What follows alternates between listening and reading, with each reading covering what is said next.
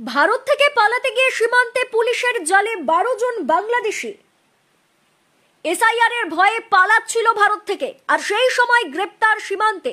SIR এর ভয়ে ভারতের বিভিন্ন প্রান্তে কর্মসূত্রে থাকা বাংলাদেশিরা উত্তর 24 পরগনার স্বরূপনগর সীমান্ত দিয়ে অবৈধভাবে বাংলাদেশে পালিয়ে যাওয়ার সময় ধরা পড়ল পুলিশের হাতে। গ্রেপ্তার 12 জন বাংলাদেশি। পুলিশ সূত্রে জানা গিয়েছে, আজ সকালে স্বরূপনগর থানার ভারত বাংলাদেশ সীমান্তের হাকিমপুর তারালি সীমান্ত দিয়ে অবৈধভাবে ভারত থেকে বাংলাদেশের সাতক্ষীরায় যাওয়ার সময় বিএসএফ এর 143 নম্বর ব্যাটালিয়নের জওয়ানরা তাদের পাকড়াও করেন। পাকড়াও করে স্বরূপনগর থানার হাতে তুলে দিলে পুলিশ তাদের গ্রেপ্তার করে।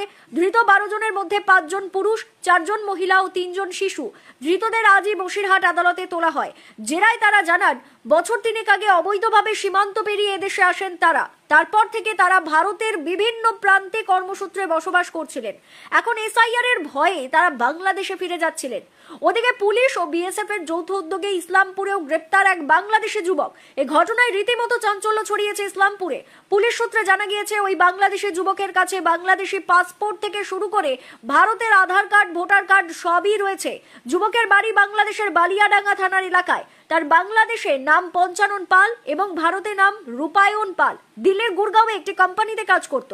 আজ তাকে গ্রেপ্তার করা হয় পণ্ডিত পোতা 2 গ্রাম পঞ্চায়েতের রাজাভিটা এলাকার এক আত্মীয়র বাড়ি থেকে। ধৃতের কাছে বাংলাদেশি পাসপোর্টের পাশাপাশি ভারতীয় পাসপোর্টও রয়েছে। পুরো ঘটনার তদন্ত শুরু করেছে ইসলামপুর থানার পুলিশ ও বিএসএফ আধিকারিকরা। ধৃতকে আজ ইসলামপুর আদালতে পেশ করা হয়।